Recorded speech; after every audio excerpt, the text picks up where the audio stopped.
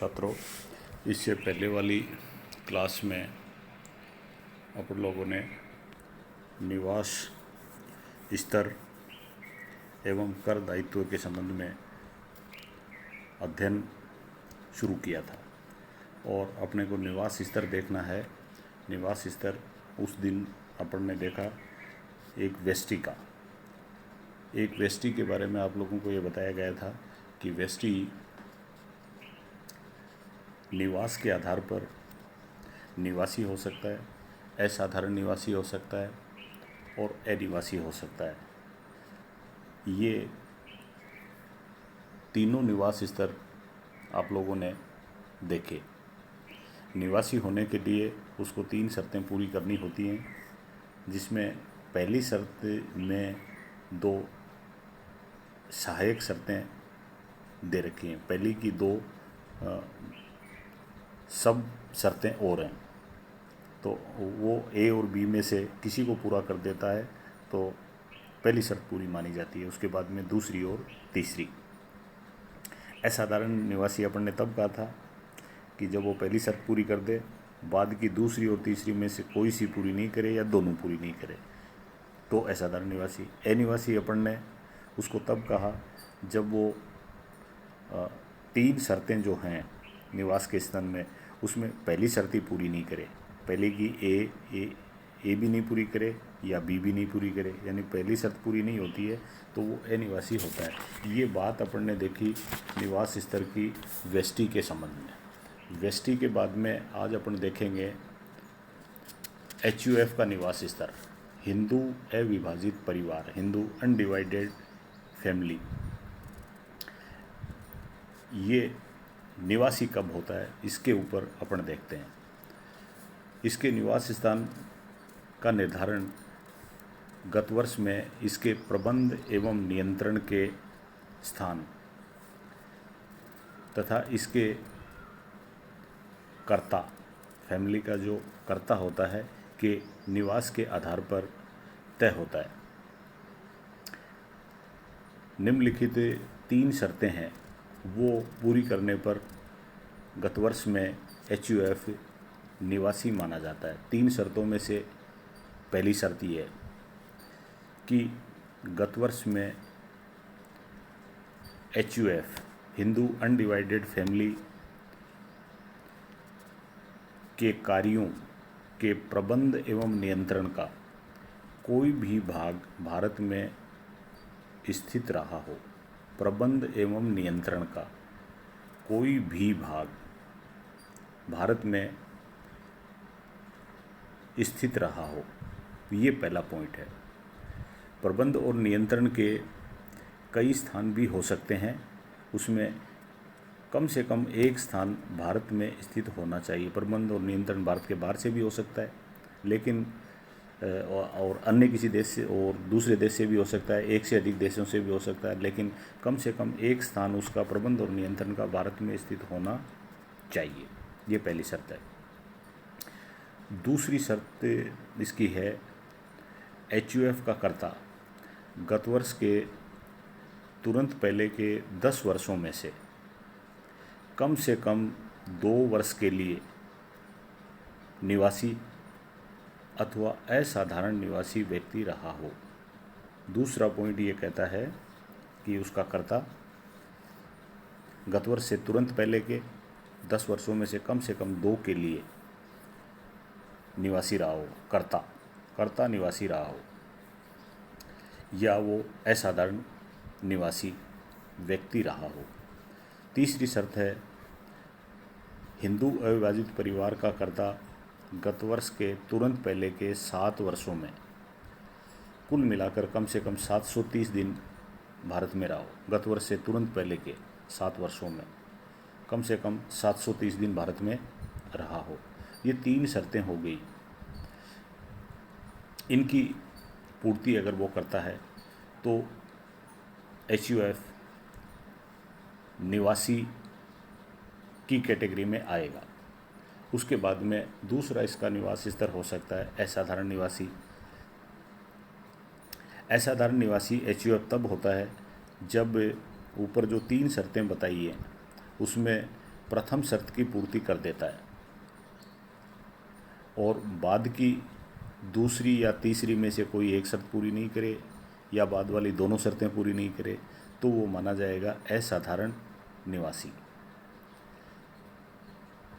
उसके बाद में है अनिवासी HUF। अनिवासी उस स्थिति में कहेंगे जब वो निवासी होने की जो 3 शर्तें हैं उसमें पहली शर्त ही पूरी नहीं करे। जब पहली शर्त पूरी नहीं करता है तो उसको कहते हैं कि वो अनिवासी की कैटेगरी में आ रहा है। ये HUF का हुआ। अपन ने पहले वेस्टी का निवास स्तर देखा, HUF का देखा और उसके बाद में अब देखने जा रहे हैं फर्म तथा व्यक्तियों के समुदाय का निवास स्तर कैसा हो, residential status of firm and association of person. एक फर्म अथवा व्यक्तियों के समुदाय का निवास स्थान उसके प्रबंध एवं नियंत्रण पर डिपेंड करता है। यदि फर्म या व्यक्तियों के समुदाय के प्रबंध और नियंत्रण का कोई अंश भारत में किसी स्थान पर स्थित है, प्रबंध एवं नियंत्रण का कोई भी अंश भारत में स्थित है तो वो फर्म या व्यक्तियों का समुदाय निवासी होगा। और यदि प्रबंध और नियंत्रण पूर्ण रूप से भारत से बाहर है तो वो अनिवासी होगा। तो इस तरह से फर्म और व्यक्तियों के समुदाय का निवास स्तर है वो 2 तरह का हो गया। यहाँ असाधारण निवासी की बात नहीं है। फर्म और व्यक्तियों का समुदाय या तो निवासी होगा या फिर अनिवासी होगा। उसके बाद में निवास का स्तर आता है कंपनी का। कंपनी का निवास स्तर भी 2 तरह का है। कोई कंपनी या तो निवासी हो सकती है या अनिवासी हो सकती है। तीसरी कैटेगरी यहाँ भी नहीं है। निवासी होने के लिए 2 शर्तों में से अगर वो कोई भी एक शर्त को गत वर्ष में पूरा करती है तो गत वर्ष में वो भारत में निवासी मानी जाएगी। पहला पॉइंट उसका है यदि वह भारतीय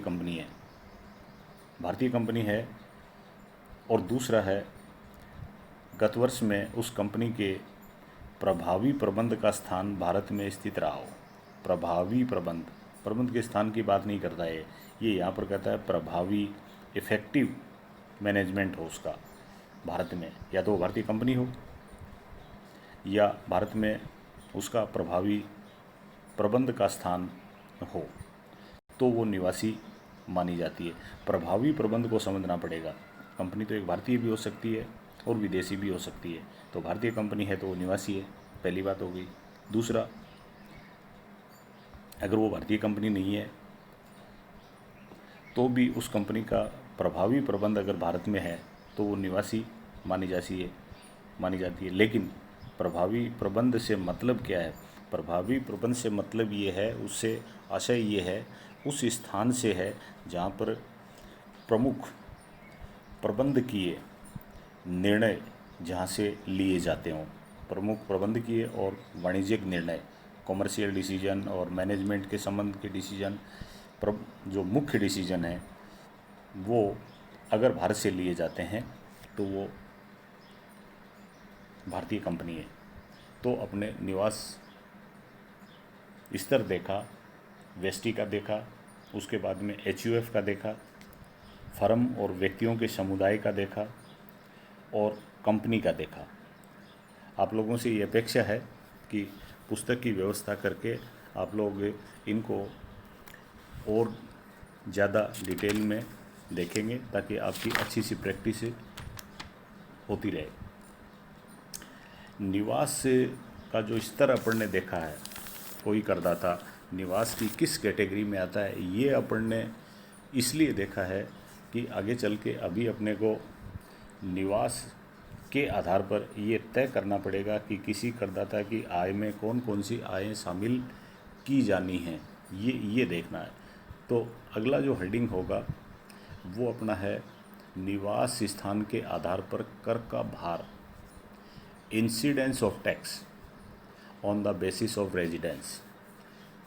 कर का भार अलग अलग होगा। अगर वो निवासी है तो उसके ऊपर अलग भार होगा, असाधारण निवासी है तो कुछ अलग होगा, अनिवासी है तो कुछ अलग होगा। तो इसलिए अपने को ये देखना पड़ेगा कि किन किन आयों को उसकी आय में शामिल किया जाए, अगर वो निवासी है, अगर वो असाधारण निवासी है, अगर वो अनिवासी है। तो सबसे पहले अपन देखते हैं निवासी करदाता अगर वो है तो उसकी आय में कौन कौन सी आयें शामिल की जाती हैं। उसमें पहली आय आती है करदाता द्वारा भारत में प्राप्त हुई आय। करदाता को जो भारत में आय प्राप्त हुई है वो पहली। दूसरी, भारत में उपार्जित या उदय हुई हो, एक्रूड हो गई हो, एक्रू कर ली उन्होंने भारत में उसको उपार्जित कर लिया, या तो भारत में प्राप्त हो गई या भारत में उसको उपार्जित कर लिया। उपार्जित शब्द आप लोगों ने पहले पढ़ा है, एक्रूड, तो भी वो निवासी करदाता की आय में शामिल होगी। और तीसरी आय है भारत के बाहर उपार्जित या उदय हुई समस्त आय। भारत के बाहर की आय भी शामिल की जाएगी निवासी व्यक्ति। संक्षेप में अपन ये कह सकते हैं कि निवासी करदाता की समस्त आय कुल आय में शामिल की जाएंगी, सारी की सारी आय, चाहे वो भारत में प्राप्त हुई हो या भारत के बाहर प्राप्त हुई हो, भारत में अर्जित हुई हो या भारत के बाहर अर्जित हुई हो। निवासी के लिए उसकी सारी आय, ठीक है। असाधारण निवासी करदाता की कुल आय, असाधारण निवासी करदाता की कुल आय में शामिल करेंगे सबसे पहले तो जो गत वर्ष में भारत में प्राप्त हो गई। दूसरे नंबर पर आती है भारत में उपार्जित हो गई हो। और तीसरे नंबर पर आती है भारत के बाहर उपार्जित या उदय हुई आय, जो ऐसे व्यापार से मिली हो जिसका नियंत्रण भारत में हो। भारत के बाहर उपार्जित हुई हो या उदय हुई हो, लेकिन जिस व्यापार से वो आय मिली है उसका नियंत्रण भारत में हो, तो भी वो उसकी आय में शामिल की जाती है। ये बात हुई असाधारण निवासी की। असाधारण निवासी की आय में कुल आय शामिल करें, उसके 2 पॉइंट तो पहले वाले ही हैं। भारत में प्राप्त हुई, भारत में उपार्जित हुई, और फिर भारत के बाहर की बात हो गई। भारत के बाहर अगर उपार्जित हुई है या प्राप्त हुई है, लेकिन ऐसे व्यापार से जिसका नियंत्रण भारत में है, तो उसको उसकी आय में शामिल किया जाता है असाधारण निवासी। फिर उसके बाद में अनिवासी। अनिवासी करदाता की आय में जो शामिल करें वो सबसे पहले आती है कि उसको भारत में प्राप्त हुई आय। अनिवासी करदाता है तो उसको भारत में जो आय प्राप्त हुई है वो उसकी आय में शामिल की जाती है। या भारत में उपार्जित हुई हो, या तो भारत में प्राप्त हो जाए या भारत में उपार्जित हो जाए, वो आय उसकी आय में शामिल की जाती है। यहाँ थोड़ा सा आप लोगों को एक ये भी देखना है कि एक जैसे कोई सरकारी कर्मचारी है जो भारत का नागरिक है और गत वर्ष में भारत के बाहर की गई सेवाओं के लिए दिया गया वेतन उसका भारत में उपार्जित माना जाएगा, चाहे वो संबंधित गत वर्ष में अनिवासी हो गया हो। गत वर्ष में हो सकता है वो अनिवासी हो जाए, लेकिन सरकारी कर्मचारी है, भारत के बाहर सेवाएं दे रहा है, तो ऐसी परिस्थिति में उसको भारत के बाहर जो वेतन प्राप्त हो रहा है वो वेतन उसकी आय में शामिल होगा। परंतु अगर उसको कोई भत्ता या अनुलाभ भारत के बाहर दिया गया है तो उसकी कुल आय में नहीं जोड़ा जाएगा। ये अपन ने ये देख ली तीनों कैटेगरीज के अंतर्गत कि उसकी आय में कौन कौन सी आयें शामिल की जाती हैं अगर वो निवासी है कोई करदाता, या वो असाधारण निवासी है, या वो अनिवासी है। उसके आधार पर उसके कुल आय की गणना की जाती है। Thank you.